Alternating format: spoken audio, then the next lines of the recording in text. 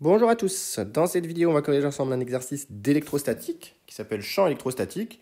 Donc on nous dit qu'on a deux sphères de rayon grand R1 et grand R2 et que l'espace, le volume compris entre ces deux sphères de rayon R1 et R2 est chargé uniformément par une densité volumique de charge ρ.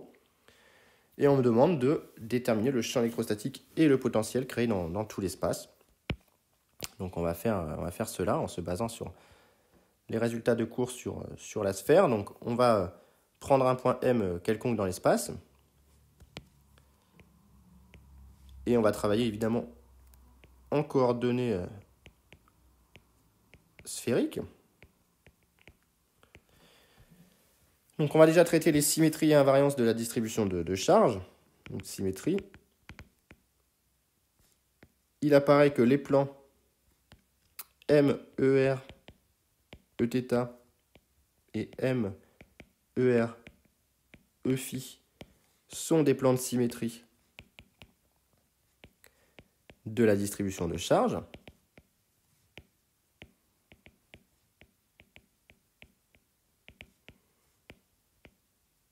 Donc, E de M appartient à l'intersection de ces deux plans, si je les appelle π1 et π2. Donc, nécessairement, E de M, c'est un ER2 Rθ selon ER ici, au vu de ces plans de symétrie. Et ensuite, on a comme invariance que la distribution de charge est invariante ici par rotation, par toute rotation d'angle θ et φ. Donc, norme de E ne dépend ni de θ, ni de φ. Donc cette étude préalable de symétrie et invariance me permet d'aboutir à E de M égale ER de R selon ER, ce qui va me permettre d'appliquer le fameux théorème de Gauss. Donc là, il me faut une surface de Gauss. Je suis sur une géométrie asymétrie sphérique, donc il n'y a pas trop d'hésitation à avoir. On va prendre comme surface de Gauss la sphère de centre O et de rayon petit r, qui est égal à OM, tout simplement. Et donc, le théorème de Gauss me dit que l'intégrale sur la surface fermée de E de M, scalaire ds avec un ds sortant, est égal à la charge intérieure sur epsilon 0. Donc ici, le ds, il est pris sortant. Et donc cette intégrale, ça me donne 4πr carré E de R par symétrie et par élimination des dépendances θ et φ de la composante radiale du champ, 4πr carré évidemment, égale Q intérieur sur epsilon 0. Donc tout va maintenant dépendre du calcul de cette charge intérieure. Et donc pour calculer cette charge intérieure, on va faire une disjonction de K, puisque selon la position du point M, on n'aura pas la même charge englobée par ma sphère de Gauss. Donc premier cas, le cas où M est à l'intérieur des deux sphères, ici, et bien dans ce cas-là, la sphère de Gauss englobe une région vide de charge. Donc dans ce cas-là, si R est plus petit que R1, on englobe une région vide de charge, donc Q intérieur est nul. Deuxième cas, qui est le cas qu'on a tracé en vert, si R est plus grand que R2, eh bien on englobe toute la charge dessinée en rouge sur ce dessin.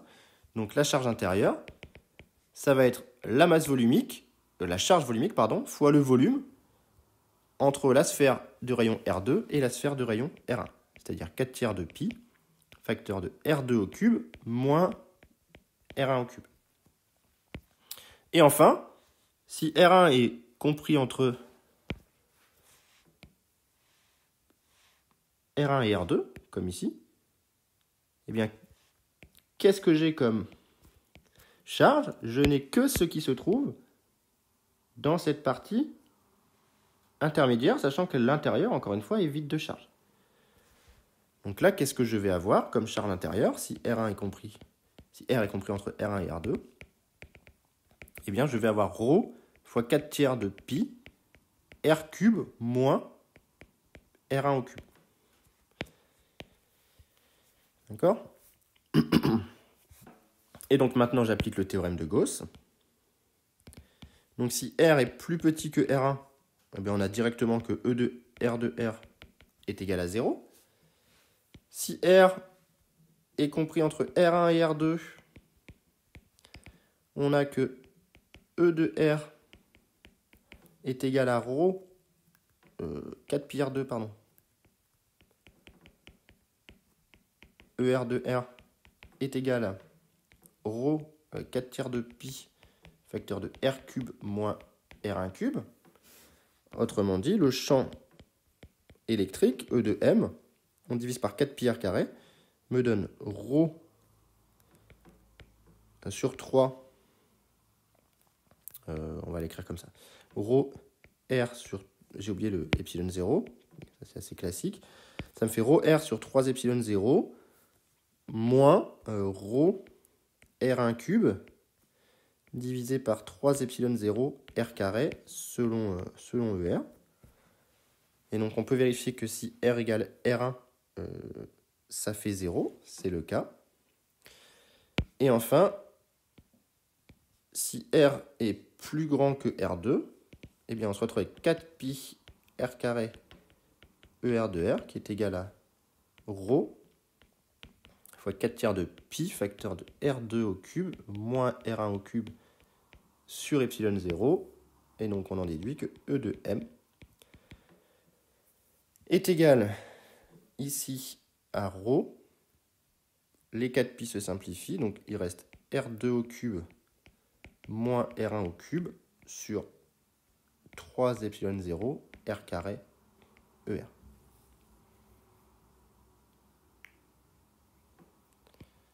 Alors on peut vérifier la continuité en R égale R2. Ça nous fait ρ R2 sur 3 epsilon 0 moins ρ R1 sur 3 epsilon 0 moins ρ R1 cube sur 3 epsilon 0 R2 carré, ça c'est bon. Donc voilà l'expression du champ partout dans l'espace, comme demandé. Donc ici, E de M évidemment est égal au vecteur nul dans cette situation. Et maintenant, on me demande le potentiel dans tout l'espace. Bon, bah, il faut se rappeler que on a une propriété qui est une définition, un résultat de cours qui sera établi avec les équations de Maxwell, un résultat de cours qui est que E égale moins le gradient de V. Et donc, ici, comme E ne dépend que de R, on n'a que V qui ne dépend que de R, donc on se retrouve avec ER de R qui est égal à moins dV sur dr. Et donc on va le faire dans les trois zones de l'espace. Pour R plus petit que R1, eh bien on a V1 de R qui est égal, si on passe en dérivé, on a moins dV1 sur dr qui est égal à 0. Donc on a V1 de R qui est égal à une constante. Premier résultat. Pour R compris entre R1 et R2, on n'a que moins dV2 sur dr, E égale moins dV sur dr, est égal à ρ petit r sur 3 epsilon 0 moins ρ R1 cube sur 3 epsilon 0 R carré. Et donc on va primitiver en faisant attention au moins. Le moins, je vais le distribuer ici. Donc ça me fait moins ρ R carré sur 6 epsilon 0 moins ρ R1 cube sur 3 epsilon 0 R plus une constante d'intégration B. C'est un petit peu calculatoire. Et enfin, on a pour R plus grand que R2, moins dV3 sur dr égale ρ R2 cube moins R1 cube sur 3 epsilon 0 R carré. Je vais mettre le moins ici, et donc on a que V3 de petit r est égal à ρ R2 cube moins R1 cube sur 3 épsilon 0, petit r, plus une constante C. Voilà, on a 3 constantes à déterminer, donc c'est un petit peu laborieux et fastidieux, mais on va le faire. On nous dit qu'on a la référence à l'infini, donc ça m'implique que la limite quand R tend vers l'infini de V3 de R doit être égale à 0, et ça implique directement que C égale 0. Donc c'est plutôt pas mal. Et ensuite, on a une double continuité. En fait, on remonte de l'infini vers le centre. On a continuité en R égale R2. Donc, on se retrouve avec V3 de R2 qui est égal à V2 de R2. Donc, ρ R2 cube moins R1 cube sur 3 épsilon 0 R2 est égal à V2, donc moins ρ R2 carré sur 6 épsilon 0, moins ρ R1 cube sur 3 épsilon 0 R, plus B, ce qui permet de déterminer B. Donc on va regarder un petit peu, on a ρ R2 carré sur 3 épsilon 0, plus ρ R2 carré sur 6 épsilon 0, moins ρ R1 cube sur 3 épsilon 0 R2, plus ρ R1 cube sur 3 épsilon 0 R2. Voilà, si j'ai pas écrit de bêtises, on a vite fait de faire une erreur de calcul dans ce type de calcul. Donc ça me simplifie ces termes-là. Et ici, je me retrouve avec R2 carré, ρ R2 carré sur epsilon 0, qui factorise 1 tiers plus 1 sixième, ce qui me fait 3 demi. Le 3 se simplifie, et il me reste ρ R2 carré sur 2 epsilon 0. Donc tout calcul fait, on a que V2 de R est égal à moins ρ R carré sur 6 epsilon 0, moins ρ R1 cube sur 3 epsilon 0 petit r, plus ρ R2 carré sur 2 epsilon 0. Voilà.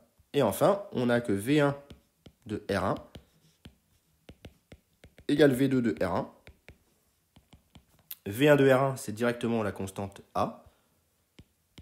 Et donc, il va me rester moins ρ R1 carré sur 6 epsilon 0, moins ρ R1 cube sur 3 epsilon 0 R1, plus ρ R2 carré sur 2 epsilon 0. Et je retrouve le calcul précédent, ce qui ici va me donner en réalité moins ρ R1 carré sur 2 epsilon 0, plus ρ R2 carré sur 2 epsilon 0.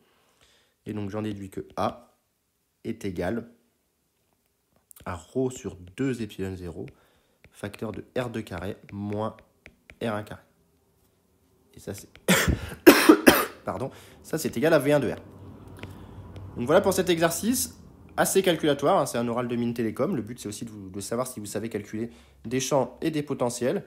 Donc assez calculatoire, mais aussi important dans la gestion des symétries, d'invariance, des calculs de surface de Gauss. Donc j'espère que la vidéo était claire, que ça vous a plu, et surtout s'il y a des questions, n'hésitez pas à me les mettre en commentaire.